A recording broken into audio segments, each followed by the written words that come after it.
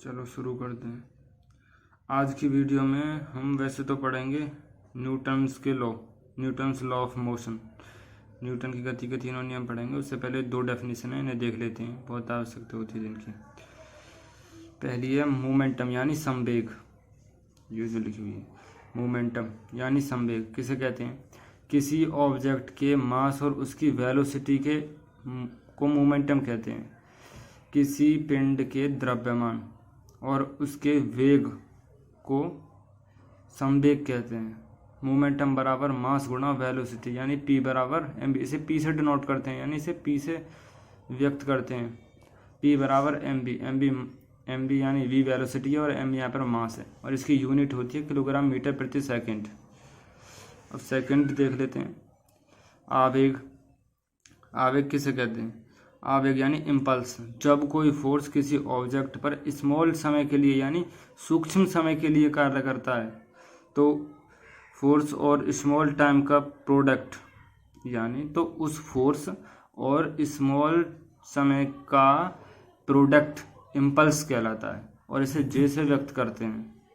जे बराबर F into delta T. ये delta T जो है का सूक्ष्म समय यानी स्मॉल टाइम दोनों के गुणनफल को कहते हैं। यूनिट इसकी किलोग्राम मीटर प्रति सेकंड होती है। अब चलते हैं हम न्यूटन्स लॉ पर। न्यूटन्स लॉ ऑफ मोशन, तीनों नियम पढ़ेंगे। पहला Newton's first law of motion, Newton की गति का पहला नियम। पहला नियम क्या बोलता है? यदि कोई ऑब्जेक्ट रेस्ट पोजीशन में है तो वह रेस्ट पोजीशन में ही रहेगा और यदि कोई ऑब्जेक्ट मोशन पोजीशन में है तो मोशन पोजीशन में ही रहेगा जब तक कि उस पर कोई बाह्य बल यानी एक्सटर्नल फोर्स ना लगाया जाए। यानी इसे दोबारा समझ लीजिए।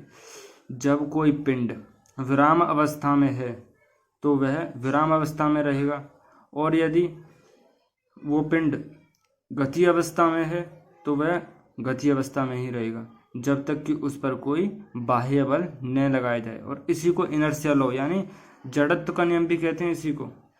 इसी को इनर्शिया लॉ भी कहते हैं यानी इसी को जड़त्व का नियम कहते हैं। अब आगे चलते हैं, न्यूटन्स के सेकंड नियम पर चलते हैं।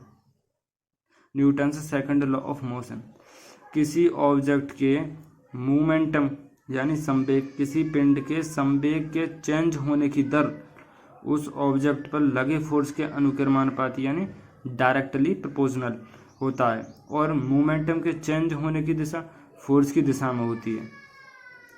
देख लेते हैं जो डेफिनेशन में बोला है।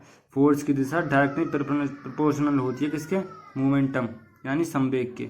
तो force directly proportional dp upon dt। p क्या है यहाँ पे? मोमेंटम यानी संवेग है यहाँ पे। तो f बराबर क्या हो गया? फोर्स। f बराबर dp अपॉन dt और p बराबर आपने पढ़ा है, मैंने ऊपर बताइए, अभी डेफिनेशन बताइए।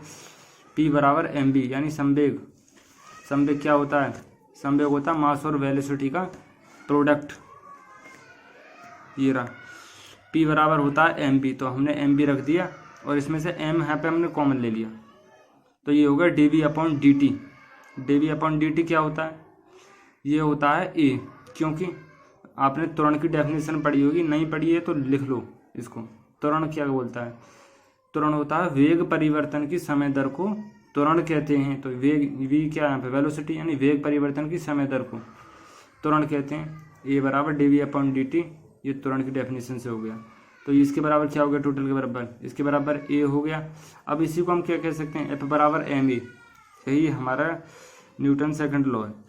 अब इसी को कह सकते हैं कि अतः हम कह सकते हैं कि ऑब्जेक्ट पर लगाया गया एक्सटर्नल फोर्स बाह्य बल उस पिंड के मास मास ही तो है मास और उसके द्वारा उत्पन्न एक्सेलरेशन त्वरण एक्सेलरेशन के प्रोडक्ट के बराबर होता है। ये यहाँ पर मास है और ये यहाँ पर एक्सेलरेशन है यानी त्वरण, द्रव्यमान त्वरण दोनों के प्रोडक्ट के बराबर होता है।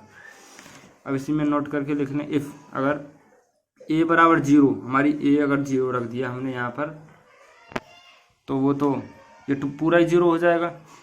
यहाँ पे जो दिया a बराबर 0 रख दिया तो पूरा टोटल f 0 हो जाएगा। तो यानी अतः f0 तो ऑब्जेक्ट रेस्ट में हो जाएगा जब किसी चीज़ पर कोई फोर्स ही नहीं लग रहा। तो इसका मतलब ये है कि ऑब्जेक्ट कतई रेस्ट अवस्था में यानी रेस्ट में, बिल्कुल विराम अवस्था में। अतः न्यूटन का फर्स्ट लॉ सेकंड लॉ का एक पार्ट है। अगर हम कह सकते हैं कि न्यूटन का पहला नियम जो है वो सेकंड नियम का ही एक पार्ट है। अब आगे चलते हैं, न्यूटन का तीसरा नियम भी पढ़ लेते हैं। न्यूटन का थर्ड लॉ क्या कहता है? Third law of motion.